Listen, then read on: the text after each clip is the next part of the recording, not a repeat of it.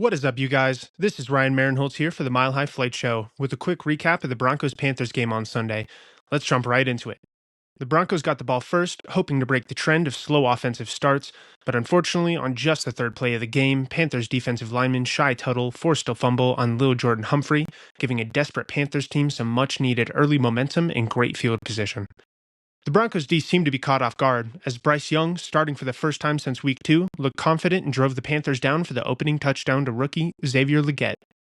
After the Panthers made it a quick 7-0 game, Bo Nix led the Broncos offense back onto the field, looking solid, moving the ball down past the 50, before stalling on third down as the Panthers forced a coverage sack, bringing Denver out of field goal range and swinging the momentum even further in Carolina's favor.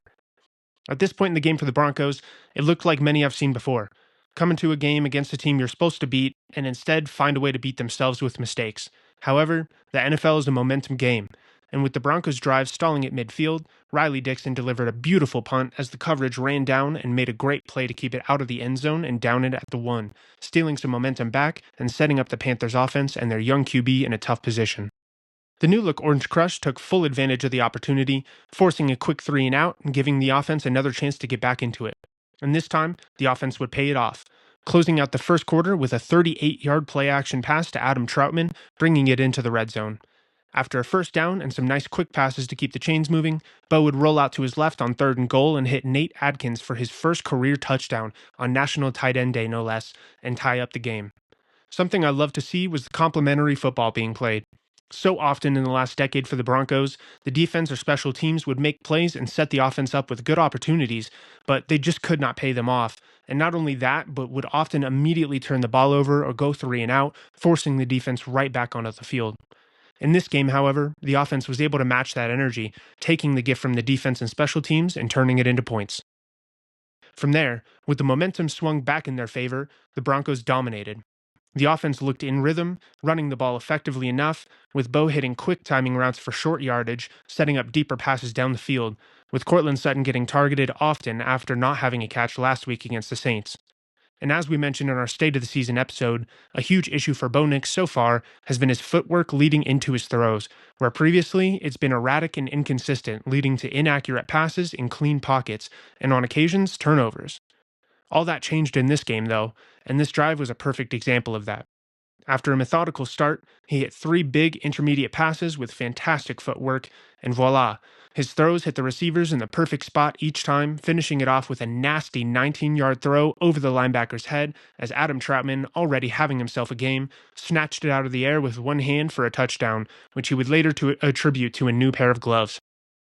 The Broncos would continue their onslaught to close out the first half, getting a 4th down stop leading to a Bo Nix goal line sneak to make it 21-7 before getting their last touchdown of the day on a quick check down to Jaleel McLaughlin, who won the race to the sideline and snuck it in early in the 3rd quarter. From there, the scoring came to a halt for both teams, despite aggressive play calling on both sides and a couple chances for the Broncos, with them going for and failing to pick up a 4th down in field goal position, as well as putting together a solid drive before Courtland Sutton fumbled the ball at the goal line to finish the day for the Broncos offense, unfortunately bookending an otherwise great game with wide receiver fumbles, something that Sean Payton was very upset about in the post-game press conference, implying that if those mistakes aren't cleaned up, the team could look in another direction at wide receiver. The Panthers were able to feed off of that momentum and go down for a consolation touchdown, making it 14-28 with just seconds left in the game. After the game finished, Carolina cornerback J.C. Horn confronted Sean Payton about the fact that the Broncos continue to be aggressive despite having the game well in hand, accusing him of running up the score. And my opinion will always be, if you don't want them to score on you, stop them. I think it's silly to expect professional competitors to ease off the gas just because they're dominating you. And frankly, I think that kind of mindset is what keeps struggling teams struggling. Despite the embarrassment of the Broncos-Dolphins 2070 game last year, Vance Joseph and the defense took ownership of their awful performance and came back stronger the rest of the season, carrying that momentum into this year as one of the best defenses in the league, rather than crying about how the Dolphins poured it on them.